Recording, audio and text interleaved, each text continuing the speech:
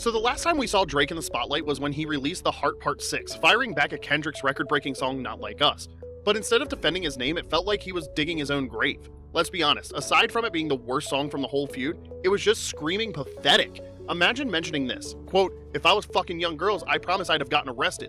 I'm way too famous for this shit," on a diss track. That was weird. At this point, if he hasn't gotten the news yet, someone needs to inform him that the best thing he should do now is to stay low, to try to protect what remains of his legacy so he doesn't lose it all.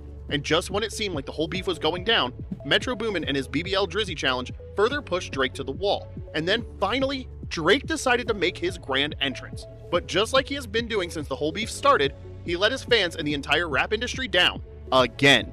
Honestly, at this point, it's not even shocking anymore. After dropping The Heart Part 6, our man Drake has been playing it cool on social media, dropping hints that he's just living his best life and that he couldn't care less about the whole beef. I mean, just check out his Instagram story with the caption, "Good times, summer vibes up next." If Kendrick was at home enjoying his victory, Metro Boomin wasn't. Metro Boomin was still out there on the front lines, firing shots at Drake on his social media accounts. He called Drake the colonizer of the hip-hop industry. And that's really what he is at this point. Metro Boomin he hit the nail on the head calling him the colonizer of the hip hop industry. Just through, I mean, at first when it first went down, I kind of looked at it as nutty, like everybody ganging up on one person.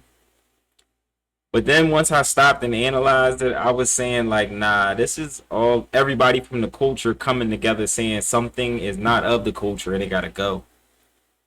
Yeah, so it's your boy, What's Up G? I'm back with another banger. Let's do this reaction. Don't forget to like, comment, subscribe. And Kendrick just dropped the Not Like Us music video. And it's a scene in there I'm going to show you at the end of this video. So stick around. At the end of the video, I want to show y'all this scene if y'all haven't seen the video yet. That I thought was amazing. I thought it was amazing. Let's get back to it.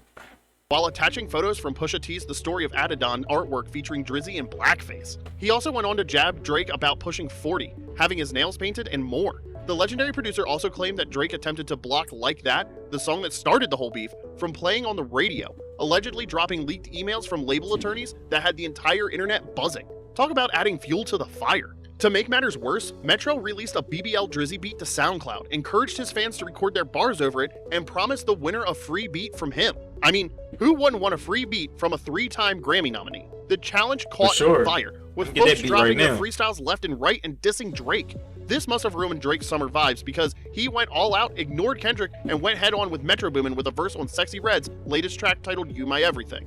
Let's spare ourselves the agony of dissecting the whole song and focus on Drake for now. But this time it was different. He did not try to diss Metro Boomin with single memorable lines as he did on Push-Ups when he said, "Metro, shut your hoe ass up and make some drums." Instead, this time he decided to join the challenge and rap over the viral BBL Drizzy instrumental. He first responds to Rick Ross's claims of him enhancing the way he... Which I ain't gonna hold you. As far as the chessboard, that was a good chess move by Drake. I think if he was playing chess just against Metro Boomin, he would have won. Just because little simple moves like that and the way he flipped it. When it comes to that BBL Drizzy beat, I actually think about Drake's verse. Can't lie. I try to be impartial on this channel and just be honest. But when it comes to playing chess with Kendrick, he continues to lose. He loses and loses and loses. I think if it was just him versus everybody else that was coming for him, he would have won. But it was Kendrick that he couldn't beat at chess. And then he talks about Metro and says that he has turned into one of the biggest memes and viral challenges this entire year with the viral beat. Then, Drake tried to defend himself by claiming he was changing girls' lives. Seriously, who saw that coming? But hold on, how does that even make sense? I guess this is him trying to divert the joke on himself into a W? What Drake is trying to do is flip the nickname BBL Drizzy from mocking him for the way he has gotten cosmetic enhancements to portray himself as being the guy to help girls look the way they want. So basically Drake is saying, yes, I'm indeed the BBL god because I've likely spent millions of dollars getting various surgeries for various women. Oh my god. Imagine trying to defend Drake's comeback and then playing this verse. This is just laughable for so many reasons, as this is not even anything profound and it didn't wreak the damage he probably thought it did.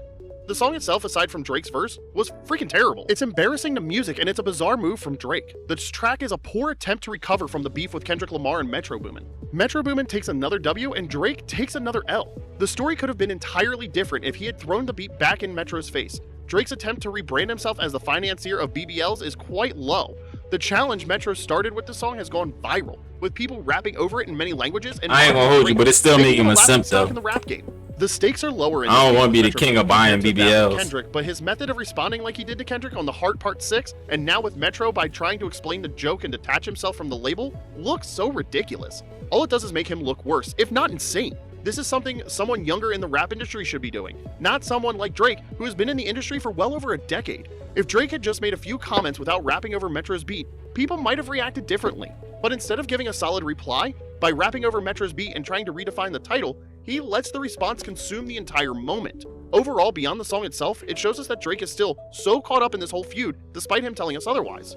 Let's not forget that one of the major reasons why Drake is in this situation now is because his disses toward Kendrick have been so dumb that they have backfired numerous times. By defending his name and now rapping over the BBL Drizzy beat, Drake shows he's out of touch with what people support, not excluding his fans.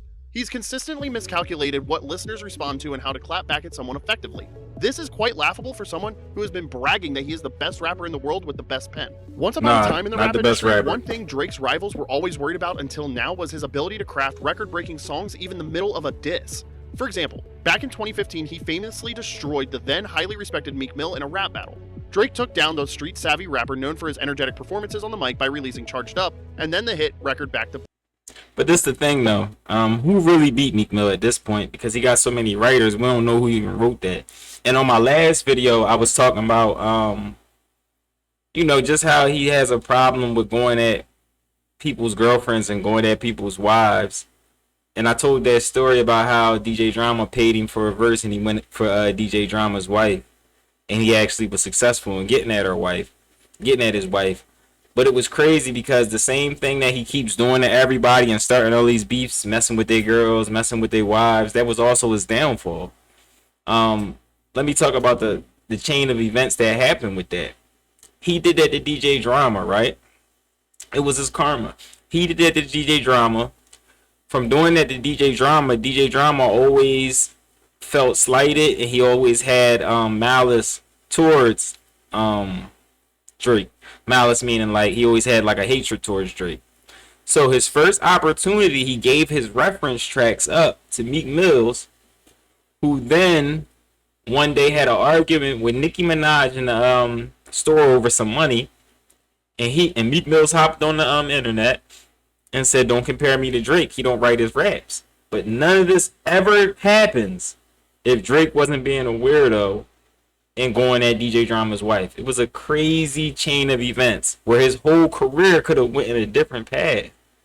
He could still be known as the best rapper ever. Reference tracks never come out. The whole game just stays hush about it. But he had to be a weirdo. Let's get back to it. Within a week, Drake crushed any chance Meek had by hitting him in his most vulnerable spot. Meek tried to come back, but it didn't matter. Everything about Back to Back was perfectly strategized. Even the artwork for the song referencing Joe Carter's walk-off home run in Game 6 of the '93 World Series was well planned. It was even in the middle of the beef with Meek Mill that he released one of his top songs ever, Hotline Bling. Oh, and who could forget the Drake versus Pusha T beef? Sure, Drake may have eventually taken the L, but he did ensure that he still served hot bars, which made the whole beef very interesting. However, he's now drifting further away from what made him successful. This moment is the consequence of Drake's poor choices and his downfall into a self-obsessed parody. From hopping on a Sexy Red track to rapping over a beat made by his rival, he's turned into a one-man comedy show defending the mockery in the lamest way possible, just weeks after being called out for similar behavior. Drake is a mess.